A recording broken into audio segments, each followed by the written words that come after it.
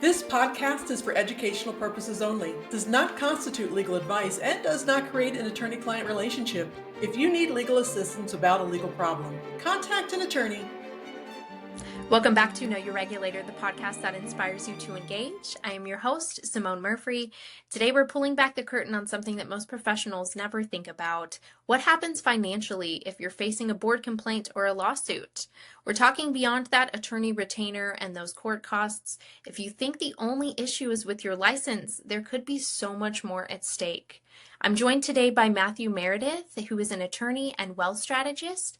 Matt founded Meridian Legal Advisors, which is a one-stop shop for asset protection, estate planning, and tax strategy. He's known for creating estate plans that go beyond those cookie-cutter approaches. So he builds strategies that protect wealth from lawsuits, creditors, and unnecessary taxes. Before founding Meridian, Matt led his own law practice for 4 years, and he held leadership roles at JP Morgan and Capital One. Today, he combines law, tax, and investment strategy to help clients safeguard what they've built and ensure that it lasts for generations. Thanks so much for joining me, Matt. Thank you, Simone. It's a pleasure to be here. Well, before we get too into things, Matt, can you tell us in plain terms, what does an asset protection attorney do? And why are these situations called hidden lawsuits? What are professionals overlooking when they're focused solely just on the boards and their license? That's a great place to start. In terms of professionals, doctors, lawyers, other type of people, the main goal for an asset protection attorney is to separate what you own from what you do. And there is risk associated with what we do as professionals. I'm an attorney, a doctor is a doctor. And so we don't want it to spill over into our personal lives. And it's a cliche to say it, but it really is own nothing, control everything. And I hate that saying because it's so, like I said, cliche, but that is ultimately what asset protection is. And so when you get into something like what a hidden lawsuit is, it's the risk that we don't really anticipate. For a doctor, a perfect example would be a board complaint. It's just a board complaint. It's not, somebody died on the operating table. Right. Another one would be a billing audit, maybe a patient grievance. Outside of the professional setting, it could be like you and I had mentioned, a car accident. Something that, hey, there's these risks involved. We don't think they're going to turn into lawsuit, but all of a sudden it does. And for doctors, that's where asset protection really kind of comes in and bridges the gap by it creates boundaries before the risk ever reaches your personal assets. And a simple solution, just get it out of your name. Yeah. So we're talking about very unsuspecting situations where everything you've worked for is, totally on the line. When a licensed professional faces a board complaint or, like you mentioned, or a lawsuit, what kind of assets or income streams are at risk? Well, you put it perfectly in your statement before the question. It's not just your license that's risk. It's your livelihood. And so, for example, if you're a sole proprietor, which most of the time doctors these days, they're not. But if you are a sole proprietor, you are operating out of your name, you are the business. Every single thing in your name is at risk. And so that's a major thing to happen. When you're working, maybe as not a sole proprietor, you still have things in your name. These are like savings accounts, rental properties, joint marital assets. They can come and get spousal income as well if it's not titled right. One of my favorites, because, my background is financial advising, investment management, is brokerage accounts. How many doctors have huge amounts of money in their brokerage accounts sitting in their name? I talk all the time to financial advisors, particularly for some of my clients. And it's like, wait, whoa, you have that in their personal name? This is a high risk professional. Get it out of their name. Another thing that people don't think about is income. They can garnish wages. So if you're being paid directly from your company, if there's a judgment against you, they can come after that income. Insurance for us, for all of us professionals, I've got it for both of my companies. I've got it. It's expensive, but it's great. It takes some of that worry off, but it doesn't really cover everything. And if it Yeah. spills over that, and you'll see it a lot of times, not in the professional world, a car accident where it just doesn't cover the whole thing. And then all of a sudden they're coming after you personally. And so there can be gaps. And that's why it comes to the situations where, hey, we've got to protect ourselves beyond spillover. Yeah, absolutely. So, say a complaint gets resolved, how can issues like malpractice claims, collections, judgments, like you mentioned, affect someone's finances even after that complaint is or the complaint process has been completed? So I like to call them ripple effects. You have the incident. The Hmm. incident may not have been that much. Maybe it gets resolved. The board says, hey, no problem, keep your license. But the financial side is going to linger much, much longer than the legal side. And so let's say that there was an issue. Let's say you go in front of the board, there's discovery done, there may even be start of a trial. There's discovery done. And what happens later on if somebody, for example, you have a patient that had an issue and they sue, but there's another patient or the daughter of another patient who turns around and says, huh, that's funny. That was my mom's doctor and this wasn't good. I'm going to Mm, check into this. And so that becomes a serious issue where, we had the main incident and now it's rippling out and it's going further and further. And so when you talk about a judgment against you, it'll attach to real property. We already mentioned it can come after income. They can garnish wages. I told you about brokerage accounts. They'll grab your brokerage account for you. Another big one that I don't think many people think about is it can affect you personally in your career. Like all of a absolutely. sudden, if you own your own building, or let's say you're a doctor and you have your own buildings, well, now you might have problems with public records showing the creditor, like, no, you're high risk. I'm not going to give you a loan. And that becomes a huge problem when it comes to refinancing. Public records can restrict your employment. Like, Yeah. sorry, we know what happened. We're not hiring you. You're at risk for it. Another one that I see quite often is it will delay your credentialing. You may have an issue that, hey, the board resolved, but this other professional licensing says, well, wait a minute, we need to check into this as well. And then you're Yeah. sitting there saying, well, what am I supposed to do here? And so it ripples out from the get go, and people just don't expect it. They think, hey, it's a one time thing. I beat it. I'm done. But that's not always the case. Yeah, no, it sounds like that there are so many different ways behind the scenes. We talk about hidden lawsuit, so many ways behind the scenes that this can really affect you beyond your license. I mean, beyond your wages being garnished. I mean, yeah, it would definitely affect you personally, mentally, personally. What are the most common mistakes? You mentioned stuff that you see a lot. What are those common mistakes that you see professionals make that could put them in a more vulnerable position to be at risk for something like this? I would have to say the biggest one comes down to assumptions. I have an LLC and I have insurance, an umbrella policy. This is not just for professionals, it's for everybody. I have Right. my business is over here. I'm living good. I have an umbrella policy. So if I get into an accident or I think I had mentioned to you before, what happens if you're at a bar with your spouse and somebody is antagonizer and you get into a fight? And then the next thing you know, they're suing you. Hmm. Will your umbrella policy protect you all the way? We hope so. Yeah. You don't want to you don't want to be caught on the end of not having that protection? Definitely. So insurance, it pays for the defense, but it's not really going to protect your assets or future Right. income if damage is exceeded. And that's what we talk about in asset protection all the time to people is, okay, well, what happens if the lawsuit's more than what happened? What if you kill multiple people by accident? You're on a boat, you're having a good time, and several people die. You think your umbrella policy that you have is going to cover all of that? And the look on the face is like, no, Right. probably not. And then it becomes, I'm just not going to go on a boat anymore. Yeah. Probably the biggest one in asset protection, maybe the second biggest one in asset protection is when commingling happens. So you have your personal life, you have your business. Don't mix them. Yeah. Doctors in particular, we will see that, oh, we're going to Hawaii, honey. The company's paying for it. Oh, that's commingling. Yeah. And now you've done something which in all of law, I think is one of my favorite words. You pierced the corporate veil.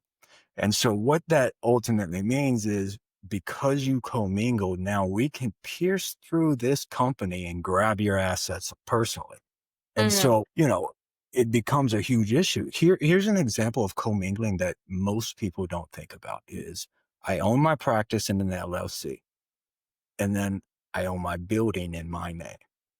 So there's benefits going back and forth between each other that some attorneys are going to argue, hey, you're commingling. And they just don't think about it. You have to separate all these assets from each other just so you don't get that corporate veil pierced. Yeah. Another one that I like to really talk about is failing to update your structure. So I do probate as well as part of my practice. And one of the things we'll see from time to time is you have an old operating agreement that was filed with the bank. And so the bank has people on the accounts that you never updated. How many doctors do you know that have been in practice for a long time? They built out a LLC, a score, any type of thing like this, and it's been 20 years since they've done anything about Yeah. it, updated it. I met a guy who still in his operating agreement had his two dead partners. Oh Like, look, no. man. Yeah. It's like, look, man, this is a nightmare. These Mhm. people are no longer there to sign anything and say, oh, no, I'm no longer in this company. I fought with several banks over and over again about, look, this guy hasn't been part of this company in years, but they still said, well, we're going to need all these different corporate Yeah. resolutions. We're going to need all this stuff built. And so it's not, the end of the world, but for the person, the executor, the people paying the attorney, now I have to go and solve this problem with the bank. So you have problems with these old legal structures. There's a saying in law that law protects what's maintained, not what is intended. And Mhm. so you may be like, oh, I plan to file my franchise taxes, but you never did. Well, guess what? Your company's no longer a company anymore in the state of Texas because you're now defunct. So that Yeah. protection you thought you got is no longer there. And that becomes really kind of the problem. And then kind of my last one, which is my favorite, is waiting until it's too late. Like I have a claim against me. I need your help. And, I've got this money. What should I do with it? Don't come to me and ask me that. I'll tell you, well, here's the Department of Treasury's address. Just write it Yeah. out to them and send it because I can't help you at this point. It's too late. And that's Yeah. the problem. We all think we're 9 feet tall and bulletproof, as my dad used to tell me, until all of a sudden we get knocked down. And so Yeah. don't wait until it's too late because then I can't help you. And it's more you guys are helping at that point. Right. And those top two are so easy. They're so easy. You Yeah. just have to make sure that you carve out some space in your professional life to make sure that those things are taken care of. Exactly. And, as part of Meridian, that's what we do for you Right. because we've learned that if I expect you to do it, it's probably not going to happen. But also, a lot of things in asset protection, there's anonymity involved. So you can't always do it yourself. You have to have Mhm. somebody else doing it. Typically, it'll be the law firm or affiliation. And you have them do it, but you're still responsible to make sure it's being done. Because if it's not being done, it doesn't matter who didn't do it. You're at risk. Right. Yeah. You're the responsible party. It falls back on you. Yeah, every single time. So let's talk strategy. What are the first steps that a professional should take to protect themselves now before any legal issues can arise? So here's the thing that I find the biggest with asset protection. There's this horrible misconception that it's about hiding. It's Hmm. not about hiding. It's about protecting. And ultimately, it's not for the ultra wealthy. Everybody who has something to protect needs to protect it. And people, we talk about brokerage accounts, near and dear to me.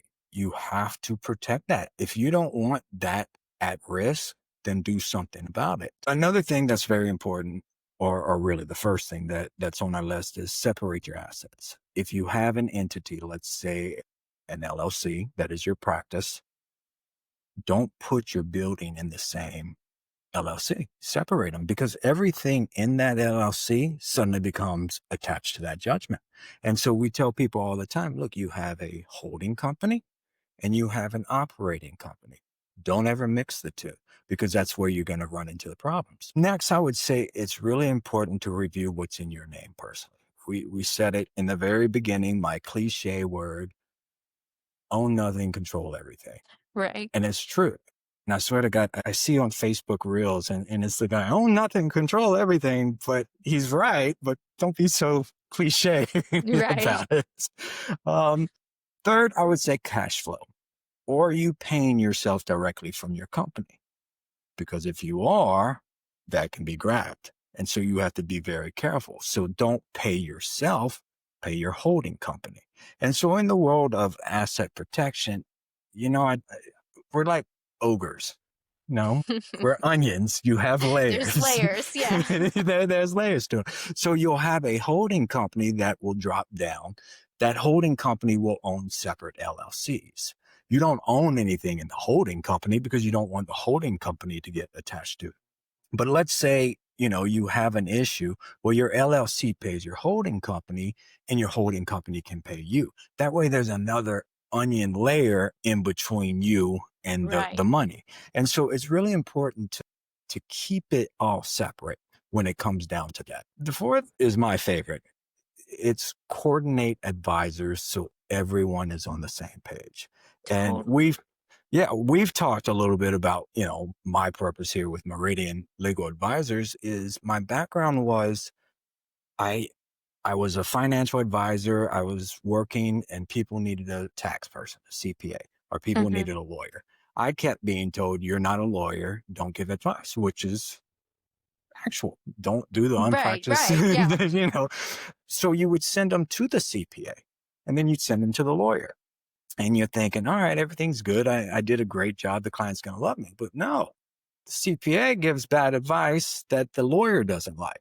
And then the CPA starts beating his chest saying, I'm not going to take this. And then all of a sudden the client's going back and forth paying all this money. And the client comes back to you like, thanks a lot. I'm moving over to a new company. And you're sitting there like, I try to do what's right. And so when I built Meridian out, it was enough of this. I want everybody in the company on the same page. It's no longer a competition. It's no longer, I'm sending you away. No, I'm sending you to the guy that I just talked to on the phone and as we had coffee, and he knows exactly what's going on. And then he's going to send you back to me because he's going to tell me how I'm supposed to structure this. And that's the difference. And it's something I feel in this country, it's not done. For some reason, the industries have forced themselves into separation, saying, if you can't do this, you can't do that. And nobody really comes together and says, we're all on the same team and we're here for you. Yeah. I have met very few people in my life who have sat down with their CPA, their asset protection attorney, their estate planning attorney, and everybody looked at it. And when you talk to them, they're like, it was the most intense meeting I ever had. Like, oh my God. And it's a different approach. And that's the whole point of Meridian is let's change the game so that we change the outcome. Yeah, no, absolutely. It sounds like the holistic approach is definitely making an impact. So let's talk about some red flags. What are some red flags that someone's current setup or the plan they have in place could potentially be exposing them to risk? So we've talked about quite a few of them. I think the first one is you personally own everything. If it's all in your name, we've got a problem. I've met doctors who are very successful. I've met, real estate investors who have 17 properties and it's all in their name. And I'm like, no, this is bad. But you can't tell them that, of course. They'll start to panic.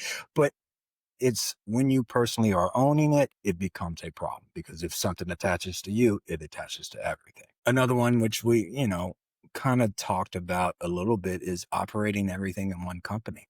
And you Yeah. see it so often with professionals, lawyers, doctors, they buy the building and the building's in the company. And so when there's a malpractice claim that can breach over, now your building's at risk. Or they own the building in their own personal name, so it's still the same type of risk that's involved. Yeah. Um, All your eggs in one basket, kind of really puts you at risk. oh, it does. I always joke, Mark Twain is who's credited for saying that. And I believe that you can put your eggs in one basket, but you better guard that basket. Yeah. And people don't properly guard it. You can't walk Correct. away from it and say, "Oh, okay, everything's great," because the next thing you know, your basket's gone, Yeah. and then you're not eating eggs that day. There's your, hey, you have your license, but there goes your livelihood flowing down the river. Yeah. Yeah, another one. Of course, I can think of. We talked about as well as operating agreements. Have you updated it? When you haven't updated it and years have gone by, you may be a lot less protected than what you thought you were. And if that's Totally the true. case, you're in serious trouble. I really think that the biggest one I see though is the overconfidence. Like, I'm Yeah. fine. It won't I, happen to me. How could yeah. that? And, Yeah. people, professionals, lawyers, doctors, they're smart people. They're like, I've thought it through. I've anticipated the risk. I don't want to spend the money to get this type of setup. So I'm good. I'll just buy more insurance and I'll be fine. And that's not the way to go. Believing you're good, Yeah. but not checking is a really bad problem. What are some huge no-nos? Like, say Okay. I'm a professional and I'm looking to protect my assets. I'm being proactive, but maybe I'm not privy to the laws. What would be a huge do not do that in this type of situation? So don't move assets once a claim has happened. Once a claim has happened, it's too late. And if you start moving things around, you're going to have problems. Another one that I'll see from time to time is, okay, I'm going to give my wife a gift of all my money. You think the court's just going to, oh, don't worry about it. It's a 1041, I no just love problem. her so much. She's so Exa- great. exactly. And so I think another thing that is so important when we're talking about no-nos is first, don't panic. That's the main thing. And you get a complaint, you're gonna want to respond to it. It's natural. Like, oh, I'm innocent. Let me jump on here and respond to it. And Yeah. I'll talk to the opposing counsel. I'll talk to the client. As an opposing counsel party from time to time, that is the greatest gift in the world you can give me. In fact, Totally. I'll turn to my wife and say, honey, you go buy that new car because we're gonna get a payday. And so that becomes one of the main things. Another thing is you have to get outside counsel. You can't Hmm. do it alone. Go get somebody who can protect you, who can understand and speak for you. Don't go speak to the board on your own. Bring your attorney. Never speak to anybody without your attorney there. But Yeah. again, the biggest thing, and I'm going to quote my movie here, is don't panic and bring a towel. I like to think that real protection is maintained. It's not bought and forgotten. And that's what so many people do. Why? Because I don't have the time to worry about this. I'm busy. I've got 7 surgeries. I don't know how many surgeries they'd have in a day, Yeah. but Right. Hey, maybe. Depends, maybe a hand surgeon. Quick in and out. maybe so. And that's the problem with it. And so here's the thing. You don't have to go this alone. That's what people like me are for.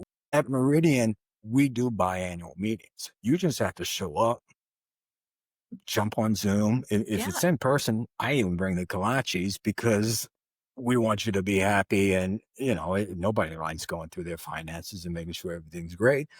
But it's not all up to you. That's why you build a team of coordinated advisors. Yeah. No. And like you said, that holistic approach is so much more impactful. And hey, a kolache can't hurt too, right? I had a client bring me a kolache. for our meeting, and he became my Oh favorite my gosh. I client. bet that just made your day. That's so It awesome. did. It's like, I was going to give you bad news. It can wait now. Well, Matt, where can listeners go so they can learn more about Meridian Legal Advisors and the work that you guys do? So, of course, our website, meridianlg.com, that's where we're at. We're on LinkedIn, of course. You can find me and the company. We're slowly starting to get out more material, reels, podcasts, things like that. So we're around, and you're going to start hopefully seeing a lot more of us in your feeds and everywhere else. Awesome. Love it. Love to hear it. Well, Matt, thanks so much for joining me today and spotlighting where professionals may not realize that they have so much on the line. No one expects to face a complaint or a lawsuit, but we've definitely learned that the difference between surviving versus losing everything that you've worked for really starts with that preparation and that, like you said, holistic approach to protection. Correct. Asset protection is legal when it's proactive Yeah. and transparent. It's not legal when it's reactive and deceptive. So I always tell people, look, start now. You may not need it. And if you don't need it, your attorney should tell you. But what if you do need it and you're not protecting yourself? Give yourself a good night's sleep by not worrying. You don't have to wait until a complaint or a lawsuit lands on your desk to ask if you're protected. Take the time now to review how your assets and practice are structured, and if you need some guidance, check out the links below to learn more about Matt and Meridian Legal Advisors. Subscribe to Know Your Regulator for more episodes that help you protect your license and livelihood. And until next time, stay inspired and continue engaging with your regulatory agency. Know Your Regulator, the podcast that inspires you to engage.